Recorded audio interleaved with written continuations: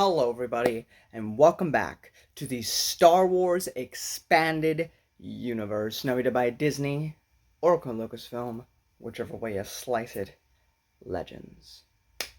Today, I have a lot.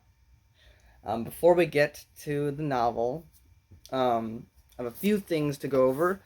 I quickly wanted to mention, because I forgot to in the last video, the comic adaptation to Shadows of the Empire. Now, there's not much here that's different from the novel. It's a much more clip notes version of the novel. However, there is some things in here that you would get that you wouldn't get if you were reading the book, which is mainly that there's a character named Jix and Jiz with a G, which are characters that appear elsewhere in the expanded universe, but you would not hear or know about them if you only read the novel. Something else, if you are a big fan of Boba Fett and you like seeing a bunch of cool Boba Fett action scenes, well, they talk a lot about Boba Fett in the novel, but you don't actually get to see what's up with Boba Fett in the novel. In the comic, it's much more Boba Fett focused. So if you want to see more of what Boba Fett was going on with when he was on his way to Tatooine, this is the comic series for you. So there is stuff outside the novel that does expand the story. So for that aspect, I do think it's worth it. As for the video game, essentially it's just from Dash Rendar's perspective is really the only difference. We also have Marvel issue 80. All right? Basically, after this issue, everything we'll discuss will be post episode 6, but that's why we can't talk about it here. But basically, the person that they've been searching for multiple issues now, before the events of Shadows of the Empire, they find him. And it's actually kind of sad. And it's a pretty good little story about that. So I do think that one's really good. At this point in time, also in the comic, is the first time, if you're reading it chronologically, we get to see Luke in his new episode 6 outfit before episode 6, which is very cool. And more time with these characters is always good. Then we get to Bounty Hunters, Scoundrels' Wages. So this was a one-issue comic. I don't know why they decided to make it. It's fine. It's Lando-centric. I'm a big Lando fanboy. I really appreciate that we got a comic focused solely about him, though I don't know how well it fits here, because I was thinking maybe you could put it somewhere after episode 6, but you can't, because it's clearly still during the Rebellion era. And there's really nowhere to put it. It can't be before episode 5, because before episode 5, Lando's at Cloud City. And it can't be before episode 4, because he's working for the Rebellion. So really the only place you could put it is in between episode 5 and 6. But the issue is, I just don't feel it fitting very well with the time frame we have. Right now they're trying to get to Han. So why would he waste time doing this? I mean, to be fair, he said he's doing like a mission for the Rebel Alliance because they asked him to. But I don't know if I buy it. That, and I don't think the art is very nice. The story isn't bad, but it's not exactly great either. If you want to check it out, it is something to check out, but I wouldn't exactly recommend it. I didn't have access to this, but I did want to mention Star Wars Kids magazine. There's a story called Gambler's Quest. Basically, Lando is at Jabba's palace, and he must earn his way to becoming a guard for Jabba, because apparently you don't just, get hired. You have to prove that you can survive certain challenges in order to be one of his guards, which, I guess that kind of makes sense. It's kind of silly, but at the same time, it makes you go, oh, all those guards in there besides Lando, they had to go through some tough stuff and able to actually make it as a guard, so that's kind of interesting. Now we have Star Wars Tales, number 6. Hot time in the old town tonight. Max Rebo Band. They have a gig to do. Jabba has a rival, outside of the rival we already know about from Tales from Mos Eisley and from Jabba's Palace Tales. And so Jabba sneaks a bomb onto one of their stuff, hoping that he can blow up his rival in that. But our heroes, or not heroes, but the band members find out and try to escape. It sucks. It's awful. The art looks like garbage. The story is awful. Don't read it. Don't waste your time. If you want to, find it online. Read it for free. Please don't waste your money on this. We also have Tales number 8, The One That Got Away. You know, I thought when Matt talked about this originally in his Expanding Universe reviews that this was going to be decent. It really isn't. The art is still garbage. It looks like something that would come off of a webcomic. I'm sorry. I mean, it's better than anything I can draw because I'm not an artist. But if this is going to be for a professional, official, licensed thing, you think they would try a bit harder. And this is where we go to where 90% of Star Wars Tales sucks. But here's the thing. Here's another funny thing that So, basically, this girl, she's tortured by Jabba. She's one of the slaves to Jabba. And Lando lets her get away. That's very Lando. You know, we don't actually get to see his face, but we know that that's Lando because he lets her leave. But she's using a laptop because she's apparently a writer. What? Like, it's a laptop from Earth. Like, it's clearly like a modern day like laptop. Like, what? It's so stupid. It's so bad. I don't like it. I do not recommend either of those Star Wars tales, but chronologically they'd be about here. Now, guys, for the big one. Tales from Jabba's Palace, edited by my boy Kevin J. Anderson. So, Matt placed this after the movies, which I mean, I guess makes sense because it spoils the movie.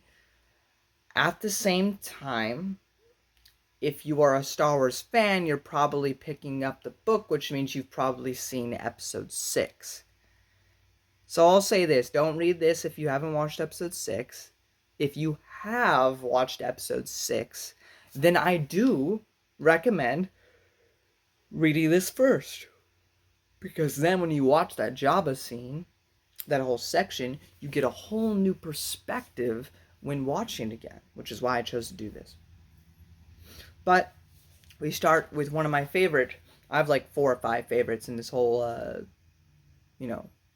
short story collection. But one of my favorites is A Boy and His Monster by Kevin J. Anderson. This is the story about the Rancor Keeper, the fat guy who cries over the dead Rancor. I loved this tale. It treads the line between being funny and being genuine, like heartfelt. Like, it makes me feel for this Rancor. Like, so first off, the Rancor was supposed to be a birthday gift to Jabba. They hire a circus performer who's known for taking care of dangerous animals to take care of the Rancor. And the Rancor Keeper, I don't even know how to pronounce his name, so I'm not gonna try. But he falls in love with this thing, not like romantically, but he's like, that's my boy. Like, I like taking care of it. The freaking Rancor be like, oh, you're bringing me a bunch of meat? Okay, you can eat your sandwich on my toe. Like, that's how close they were. He would let him sit in that like arena and not eat him because they were bros. Okay, and basically the story is the Rancor Keeper has a plan because he knows that Jabba doesn't care about him, and Jabba keeps making, the most dangerous creatures possible fight the Rancor until the Rancor falls down and dies. And the Rancor keeps succeeding, but he knows that won't be forever. In fact, one of Jabba's newest ideas is to somehow capture a crate dragon and make the Rancor fight that. And he knows pretty much with absolute certainty he won't survive that. And the Rancor Keeper doesn't want that. That's his boy. He wants to protect him. And so he has a plan to get the Rancor out and go to a lush planet where the Rancor could live happy and free and not harm anybody else except for animals. And him and the Rancor could be buddies forever. So heartwarming, so heartfelt. But then Luke Skywalker shows up and all of his plans come awry. It's great. I absolutely loved this short story. if nothing else, it was worth the price of admission just for this story. Then we have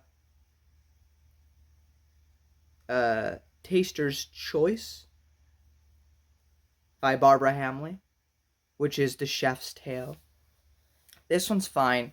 It's about the chef for Jabba, and he used to be a chef for an Imperial Moth. He got sold into slavery. He must, make food for Jabba. If he makes bad food, he might end up dead. And you really feel for this guy, because this guy's like a pretty decent guy. He's really nice to everyone.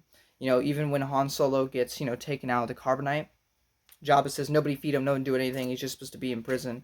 But, the chef risks his own neck and goes down to the prison cells and gives Han and Chewie some food. Which was very nice. But yeah, it's decent. Wasn't one of my favorites, but, it was a decent tale. That's Entertainment by Esther Freisner, which is Salacious Crumb's story, though it's not really Salacious Crumb's story. He's in it, but it's more about this professor guy. That was also okay. Was not the best thing I've ever read, but it was fine. But yeah, that was about it. It's fine. Definitely one of the weaker ones in my opinion.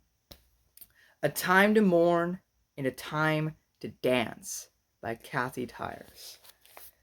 This one was pretty good too. It wasn't one of my favorites, but it's pretty good. This one's about the green Twi'lek girl, Ula, the one who ends up dying to the Rancor. The first freaking page, man, she's talking about how the freaking Gamorreans were beating her. She had bruises and boils and all this stuff, and she hated Jabba. She interacts with Luke on a couple occasions, which is kind of cool. But, she ends up dying, which kind of sucks. But, it just made me feel really bad for this, background character. But that was pretty good. Let Us Pray, but not pray with an A, with an E, by Marina Fitch and Mark Butts, I think is how you pronounce that. This one is about the Whipped. This Whipped is apparently in love and is in a romantic relationship with the Whipped who's in control of the cantina that is the center stage in the episode 4 film, because she's a rival to Jabba the Hutt. And so they're trying to assassinate Jabba, but things don't go as planned. And then, for those of you who love the Thrawn trilogy, we have Sleight of Hand by Timothy Zahn. So this is, of course, the story about Mara Jade, because if you read the Timothy Zahn's Thrawn trilogy, you know that the backstory for Mara is that she was at Jabba's palace, she was sent to kill Luke, but she failed in her mission. And yeah, that's, there is no character in the movie that is actually Mara Jade, or that Timothy Zahn looked at and was like, oh, I'll use her as a main character in my book. No, he just kind of shoved her in there. She's just supposed to be there somewhere, but you won't find her if you look her up in the movie. The story's fine. There's nothing wrong with it. It's exactly what I expected, and I guess that's kind of the thing. The summary we get in Heir to the Empire pretty much explains everything, so actually seeing it, you don't really have any surprises. It pretty much goes exactly how you expect it to. There's no surprises, no nothing, so. But if you wanted the chronological appearance of it instead of just hearing about it, it's in this book. And Then There Were Some by Willem F.U.W.? I don't know. That's what it said. This is the Gamorrean Guard tale. This guy named Gartog, he's very stupid, even for a Gamorrean. And he just wants to impress his other Gamorreans. He just wants to be loved. He wants to have the honor of being on the sail barge when they go to kill that stupid Jedi. but god dang it, there are all these murders happening around Jabba's palace. So much is going on around Jabba's palace, by the way, at this time. We got Luke showing up, we got all these short stories, plus there's a murderer about doing stuff, killing people, and then we also got stuff with the Gamorrean monks, which I will discuss moving forward. And it is just, there's just so much going on in Jabba's palace at this time. But um, he gets into a lot of, he connects with a lot of other short stories in this book, and him being stupid, he doesn't really figure out a lot, and you just feel really bad. It's a very dark humor type of book. There's even a point in the first tale I talked about, which was one of my favorites, with the boy and his monster, where the Rancor keeper kills a guard, and the Gamorrean shows up, being like, "Yo, what is this?" He's like, "Oh, he's just sleeping. Will you help me move him?" And he does, because he's stupid. And it's a really fun one. It's not one of my favorites, but it is a fun tale about a Gamorrean in the castle. Another thing I should mention, I did not have access to it, but I thought I would mention it here since they're both about Gamorrean guards.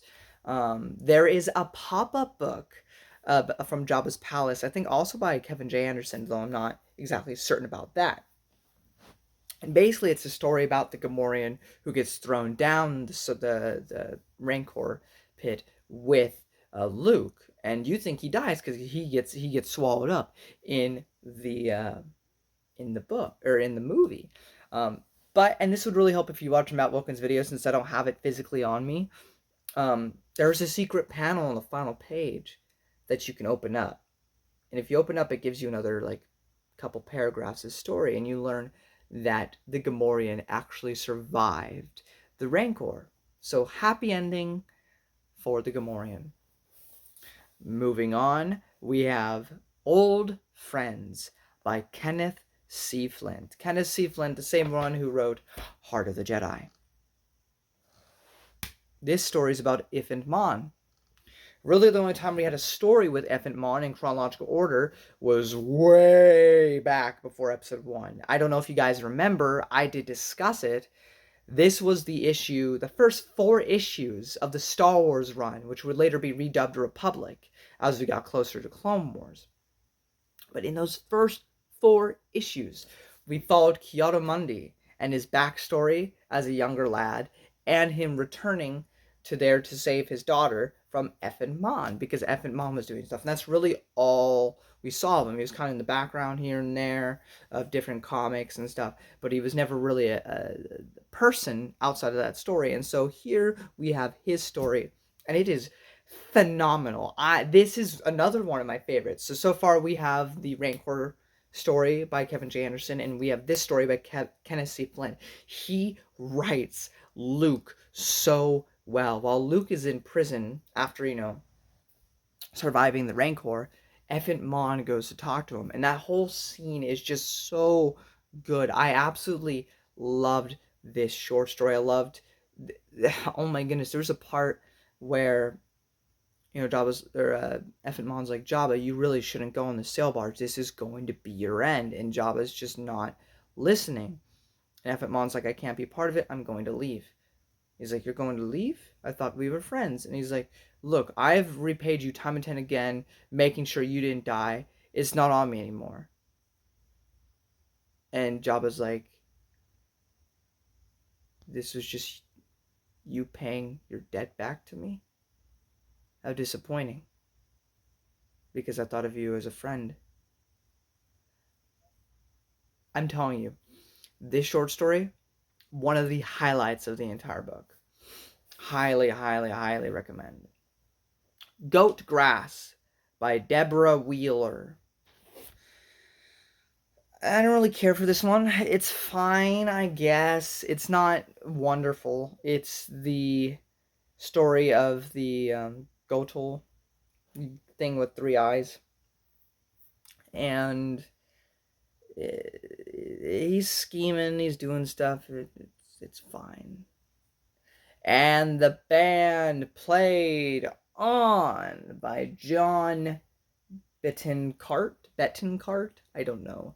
This is a story about the Max Rebo Band.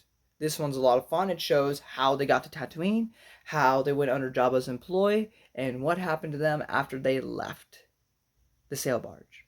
So, pretty fun little tale there. Of the Day's Annoyances by Shane Bell. This one is Bib Fortuna's story. This was another one of my favorites. So now we have we have three of my favorite stories in this entire book. There's a lot to love about it. I do love that Bib Fortuna for the past 20 years has wanted Jabba's position, but has not been able to accomplish it. And the ending. Yeah, the ending. All throughout multiple of these stories, we've been hearing about the monks who used to own this temple. We also saw them in the Galaxy of Fear books and elsewhere. But this is an ancient temple. Like, Jabba didn't build this, he bought it and took over it. And he let the monks continue to live there. But the monks have this whole idea about enlightenment and putting their brains into jars. And they have a plan to take over the castle. Once Jabba's dead, however that comes about, multiple people want to kill him in this book, they'll take back what's theirs. And it leads to so much chaos going on in this book. It's absolutely wonderful. The ending to this book with Bib Fortuna, you have to read to find out. It's one of the highlights of the entire book. Moving on, we have The Greater God, Quay by George Effinger. His story sucks. I'm sorry. It is eventually the Weequays. Weequays are the same race as, for those who are Filoni fans, Hondo, that race. They worship a magic 8-ball, essentially. Like, that's what it is. And it's meant to be funny, but I just didn't find it that funny. I was like, I get what you're trying to do, but it ain't working on me. And so I just didn't care for it. A Bad Feeling by Judith and Garfield Stevens. This is the droid tale, the droid we see that's been like, you can be Jabba's new translator. The last one was tortured or whatever and put R2-D2 on the sail barge. This is actually really cool. So the droid used to live on Cloud City, and then Lando Calrissian took control. They argued and fought, and the droid ended up finding his way to Tatooine. And so there's a kind of cool connection there. It's pretty decent. It's nothing phenomenal or anything. It's better than some of the other stories I've talked about. And it was a lot of fun to read, though. We have A Free Quarren in the Palace by Dave Wolverton. It's Dave Wolverton, so you know it's going to be fun. Again, the ending. And this is also connected and similar to the Bib Fortuna ending. And I will leave it at that. Tongue-Tied by Daryl Mallet. This is the Frog Dog story. It sucks. I'm sorry. It's not good. It's not bad, but it's literally whatever. So I have nothing to say about it. Out of the Closet by Jennifer Robinson. Somebody finally comes out as gay. I'm just kidding. That is not what the story is about. But it is a decent little story. It is not the best, but it is... but it is a decent one. Sorry. Then we have Shara and the Sarlac by Daniel Oakes. This is a story about a guy on the sail barge talking to Boba Fett, telling about how his sister survived the Sarlac pit. Or something like that. It's just foreshadowing for what's about to happen to Boba. It's fine. Then we have Skin Deep by A.C. Crispin. This is a story about the big fat dancer with 6 tits. I'm sorry if that sounded crude or vulgar. That's literally what the book said. Not tits. It says 6 breasts. Multiple times. But she's actually a mother, and she's a slave to Jabba the Hutt because her cubs are enslaved, and the only way for them to stay safe is for her to continue working for Jabba. But then Jabba dies, and this is her chance to escape. And she really should, because there's a lot of drama going on. I wanted to actually talk about the previous story afterwards. I want to talk about it last because it's my favorite. So that's why I skipped over it, but we will get back to it. But yeah, this one was really good too. Not one of my favorites. I'm about to talk about my favorite, but it was a lot of fun seeing all the chaos that was going on at the palace and seeing, there was kind of a love story. It seemed like that was kind of happening there, which is kind of, nice. And she gets away safe, which is good. Her and her kids and the guy that was with her. So good for her.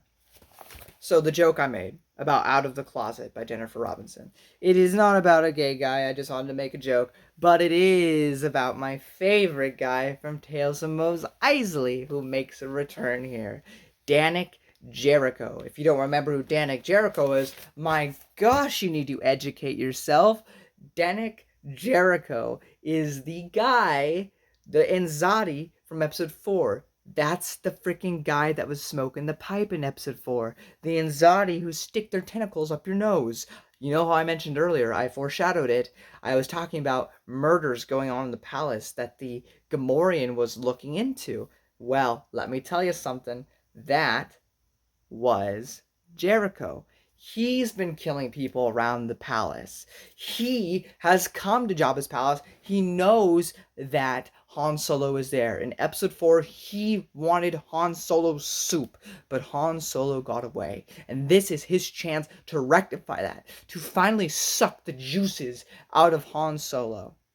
Except that literally everything goes wrong because Luke shows up, all that stuff happens. He doesn't get his chance. And after that, after yearning for the juices of Han Solo, Janek goes insane. So we got the monks that are taking over the castle. We got Janek in there doing stuff. It is just chaos, pure misery in Jabba's palace. But this story, just like it was in Tales of Mos Eisley, is my favorite because I have a love-hate relationship with the Enzadi. I hate hearing about them. I hate them. They creep me out so much, and yet I can't stop loving every second that they appear in an EU story. Look back at the Quillen Voss comics for some really creepy stuff. But yeah, I really enjoyed this one. So if I had to talk about all the stories in this book, though we are missing one, and there's a reason why I'm not discussing it yet, I'd say the Rancor Keeper's tale, the Effin Mon tale, the Bib Fortuna tale, and the Danik Jericho tale are my absolute favorite out of this entire book series. And those 4 stories alone are worth buying this book for. I do have something else to talk about. Only the first half, though, which we go back to Tales of the Bounty Hunter, Last Man Standing. The first half is a little flashback to the time that Boba Fett was under the alias of Jaster Muriel, and he was being talked to by, one of the, police about him killing a guy on Conquered Dawn. So there's a nice little lore thing there. We jump ahead to Jabba's palace. In Jabba's palace, there's a weird time jump. I don't know if it really works. It says 15 years later. Jabba's palace, which I guess I don't know how that really fits, but it was also written back in the Bantam era, so I'm not going to hold it against it. Then we jump to Jabba's palace. Jabba basically offers Leia up one night for him to have sex with her as like a thank you for being such a great bounty hunter or whatever. And we learned a lot of things about Boba Fett. One, that he is not a fan of rape. In fact, he's very highly against it. And he's not into premarital sex. Yes, the cold-blooded bounty hunter murderer puts the line on having sex before marriage. He also has a philosophical discussion with Leia, discussing why she and her rebellion are wrong, why they are immoral, which is very interesting. There is another time jump that is 15 years, but you're going to stop there because that would be right before the Hand of Thrawn duology, so you wouldn't read that yet. But it was just really interesting to see Boba Fett interact with Leia and to hear kind of this like early take on what Boba Fett is. I mean, it's consistent with him, but at the same time, it's really interesting to see that kind of stark different of ideology. Like he believes, like, yeah, well, whatever you believe about the Empire, the people, and this is consistent with the prequels, the people elected him as emperor. They allowed him to make an empire. And you are going against the established order, the order that was duly elected into. It may be a dictatorship now, but people freely chose it. Doesn't matter if they were coerced, tricked, or what. Legally, they are the ones that are in charge, rightfully so, and you are the terrorist going against it. So that was very interesting.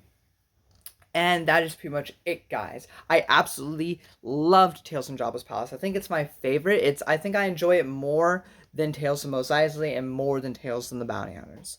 Not that they weren't good, just that I think this one had, the best stories within them. And up next, I will have. I don't know if I'm going to make an entire video on episode 6, but I will discuss episode 6 and the novelization, and then we're moving on to stuff post episode 6, or like right at the cusp episode 6. For those of you who might be wondering, I did skip a story in Tales from Mos Eisley, and there's a reason for that. That's because it takes place after the Battle of Endor, or right at the Battle of Endor, so I'm going to read that after the movie. So, thank you all so much for watching. If you enjoyed this video, give it a thumbs up, sharing helps a ton. Don't forget to subscribe, and I hope you don't meet Danik Jericho if you end up in Jabba's palace. Until next time, may the Force be with you.